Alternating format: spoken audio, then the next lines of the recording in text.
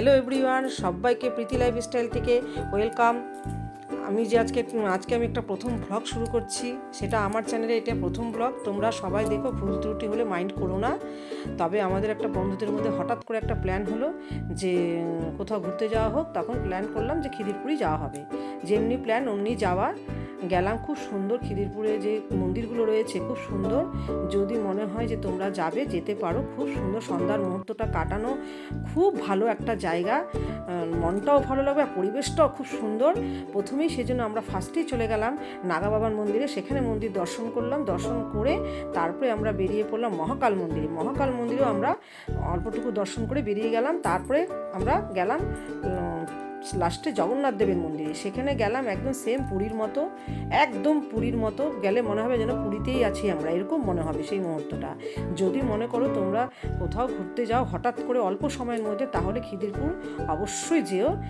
তিনটে মন্দির দর্শন করতে পারবে। সবচেয়ে বেশি ভালো হচ্ছে জগন্নাথ মন্দির। ওখানে গেলে ভোগ খেতে পারবে এবং প্রসাদেরও ব্যবস্থা আছে। ঠিক আছে, তাহলে আজকের ব্লগটা দেখো, খুব এনজয় হবে। আর ভালো লাগলে লাইক, কমেন্ট, সাবস্ক্রাইব করতে ভুলবে না। আমরা প্রথমে যে মন্দিরটা দেখলে ওটা ছিল নাগা বাবার মন্দির, তারপরে ছিল হচ্ছে মহাকাল মন্দির দেখলে, তারপরে লাস্টে জগন্নাথ মন্দিরটা দেখছো এখন। খুব সুন্দর মন্দিরটা। এখানে ভোগ খাওয়া হচ্ছে এবং যখন আমরা সিঁড়ি দিয়ে উপরে উঠে যাচ্ছি তখন আমার বান্ধবী ঘোড়ার সম্বন্ধে বলছে যে খুব এনজয় হচ্ছে। তোমরাও দেখতে পাচ্ছ, সবাই ভোগ খাচ্ছে এবং আমরা সেই কীর্তনের সাথে সাথে নাচছিলাম, খুব এনজয় করছিলাম। আরও সবাই নাচছিল, গেলে বুঝতে পারবে ওখানকার দৃশ্যটা কি। আর খুব ভালো লেগেছে।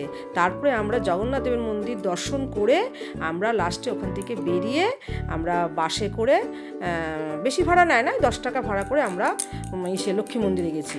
আর এখন যেটা দেখছে জগন্নাথ মন্দির, এরপরে আসবে মহালক্ষ্মী মন্দির।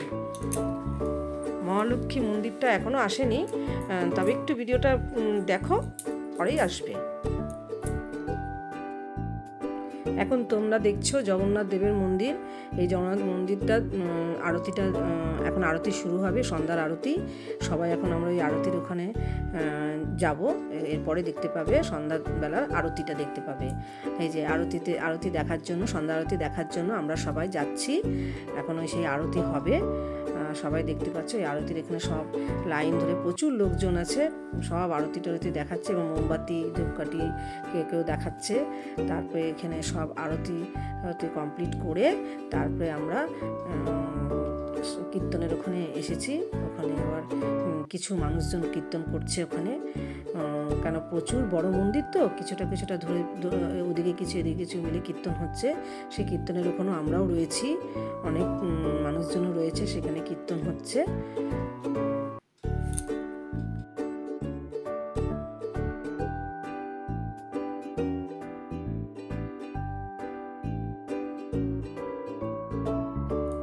হ্যাঁ, দেখো কত লোকজন রয়েছে। এই যে এখন কীর্তন শুরু হচ্ছে, সবাই তালে তালে কীর্তনের তালে তালে সবাই এনজয় করছে, আমরাও এনজয় করছি। গেলে বুঝতে পারবে যে কীর্তনের মুহূর্তটা খুব সুন্দর, ওখানে খুব ভালো লাগে, অনেক লোকজনের ভিড়। আমাদের এই ভিডিওতে তোমরা দেখতে পারবে, কীর্তনটাও দেখতে পাবে এবং আমরা যে এনজয়টা করছি সেটাও দেখতে পাবে। তারপরে কীর্তনের পরে আমরা ওখান থেকে বেরিয়ে আসবো।